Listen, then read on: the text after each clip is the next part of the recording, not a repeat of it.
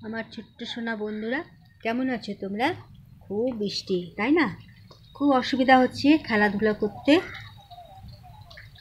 আমি আর তোমাদের জন্য একটি কবিতা পাঠ করব। কবিতার নাম কি জানো? চড়ুই ভাতি। আর কে লিখেছেন জানো? শ্রীবেণু গঙ্গোপাধ্যায়। তাহলে এসো, আমি তোমাদের জন্য চড়ুই ভাতি কবিতাটি পাঠ করি। আর তোমাদের যাদের জন্মদিন তাদের অনেক অনেক শুভেচ্ছা জানাই, ভালোবাসা জানাই, আর ঈশ্বরের নিকট তোমাদের সুমঙ্গল কামনা করি। আর তোমরা দীর্ঘজীবী হও এই প্রার্থনা জানাই ঈশ্বরের নিকট। তোমরা সকলে ভালো আছো। পরমপিতা পরমেশ্বর সকলকেই ভালো রাখেন, সুস্থ রাখেন। তাহলে আমি কবিতাটা পাঠ করছি। বনের ধারে চড়ুই ভাতি, ছেলেরা সব জুটল, বিজন বনের পক্ষে যেন আনন্দবান ছুটল।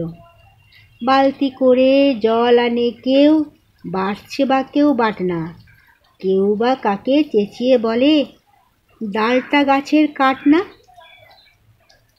ফলটা ভাঙে মরমরিয়ে শুকনো শাখা 7টা, বন্ধনে সে বেজায় পটু, বেশ পেকেছে হাতটা। রন্ধনে সে বেজায় পটু, বেশ পেকেছে হাতটা। রান্না হবে খিচুড়ি, শাক, ডালনা এবং শুক্তো। জাতের পালায় নেই কো, সবাই একই শ্রেণীভুক্ত। দুপাত চনে কুটছে আলু, আধখানা তার ফেলছে। জনা চারেক ঝোপের ধারে একটা কি যে খেলছে। গ্রামোফোনে রেকর্ড বাজায় টিকলু, ডোনা, কেষ্টা। বনানীতে মিলিয়ে যায় ভাটি আলির রেশটা। তুলছে কেহ কোচর ভরে মিষ্টি শিয়া কুলজে, নিচু ডালে চড়ে বা কেউ দুলছে দোদুল দোলজে। বন পুকুরে সাঁতার কাটে দারুণ শীতেও নানটু, খেজুর রসের হাঁড়ি নামায় দস্যি ছেলে কানটু। হাঁক ডাকতে ডাকেতে বনের বুকে জাগছে প্রাণের ছন্দ, ছেলেদের এই বনভোজনে কতই না আনন্দ। সত্যি কথা, বনভোজনে খুব আনন্দ হয়, তাই না?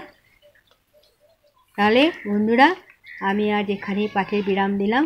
সকলেই ভালো থাকো, সুস্থ থাকো, নিরোগ থাকো, আর খুব করে পুজোর আনন্দ করো।